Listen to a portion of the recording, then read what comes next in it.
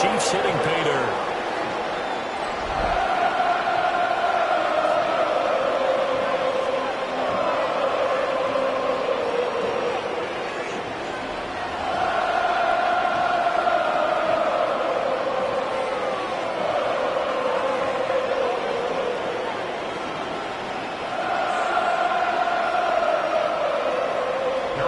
After the touchdown, here's Butker on to kick it away.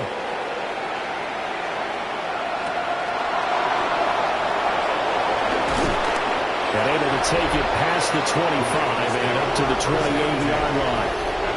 The Ravens offense and Lamar Jackson set to take over once again. And he has been masterful so far in leading this offense. He's kept the mistakes to a minimum. He's been on point with his passes, and he's generally been one step ahead of this defense all game long.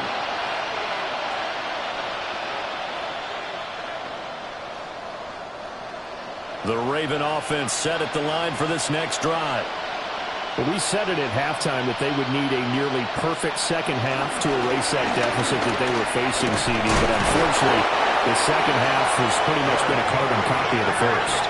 Yeah, that early lead was almost insurmountable the way their opponent was playing. And, partner, they do have some good news, though. This one is getting close to being over, and they can try and hit the reset button starting tomorrow. And from the 34, here's 2nd and 4. Flowers going to go in motion right. Now Jackson. This will go to Henry out wide. And he'll get nothing out of that one. They'll wind up getting just a yard out of it. And now we've got a 3rd and 4. You got the big lead defensively. Willing to give them that underneath stuff, right? And this is why you work on your tackling. Tackle them after the catch, inbounds, keep the clock running. Just go ahead and bleed the game out that way. From the gun on 3rd down, Jackson. And he will have a Ravens first down. They needed 3. He doubled that. He got 6. Going old reliable there to the slot on 3rd down. And the slot position has become the bane of just about every defense's existence, because how do you cover? Do you go with the bigger guy to try and use size? Got to try to go with the quicker guy, and sometimes you even get out quick there. Very difficult to match up with that slot receiver. That's why they keep going back to him. And he's had the hot hand. Only able to gain a couple there. And that'll bring up 2nd down.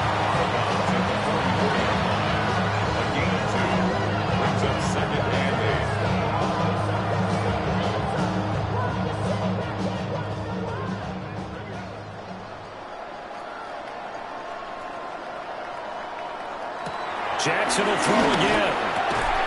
A slant route caught by Bateman.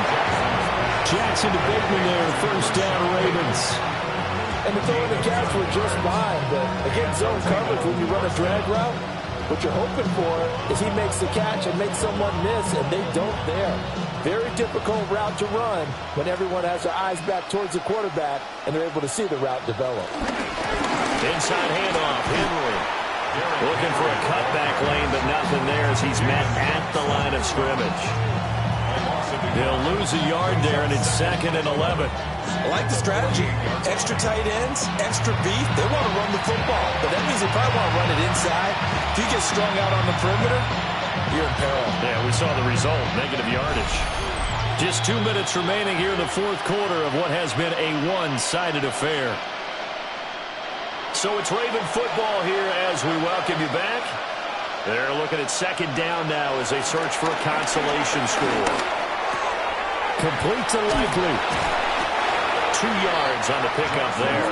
And that's going to set up a tough 3rd and 9. That was an okay hook up there with his tight end, but unfortunately, they didn't get the kind of yards they had hoped for. That's going to bring up 3rd down. And the line to gain here is the 37 on 3rd down. From the gun, Jackson. And he gets this inside the 35-yard line. Now the Ravens going to use one of their timeouts, as they'll get a chance to talk it over after picking up the 1st down.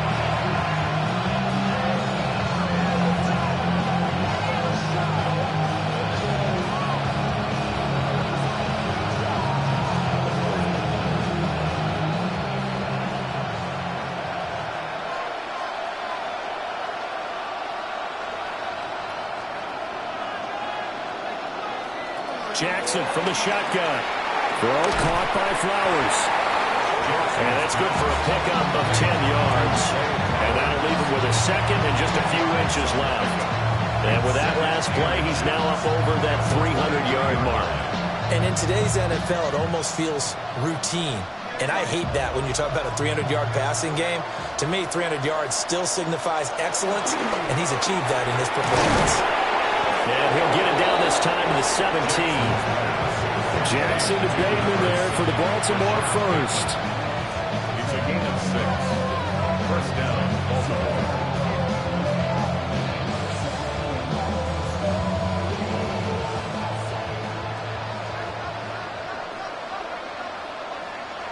They're going to look to throw.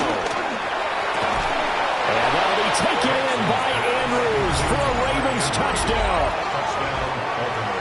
A great effort there. A beast in the red zone with his second touchdown of the game.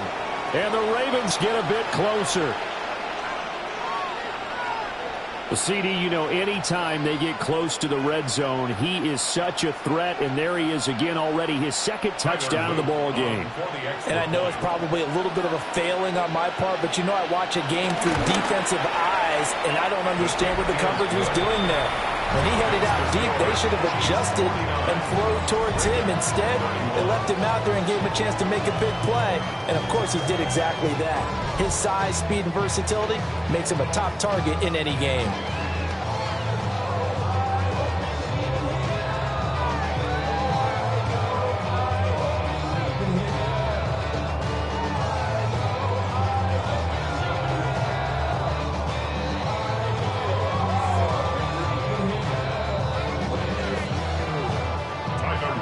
Now after the touchdown, Luke back out to kick this one away.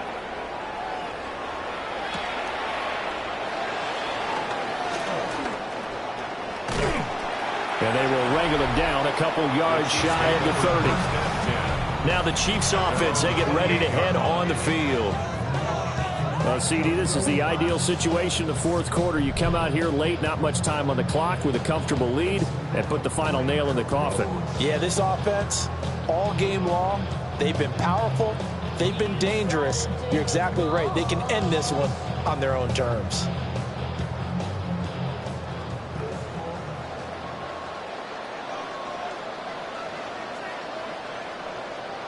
The defense can stop it twice more as they take a knee here.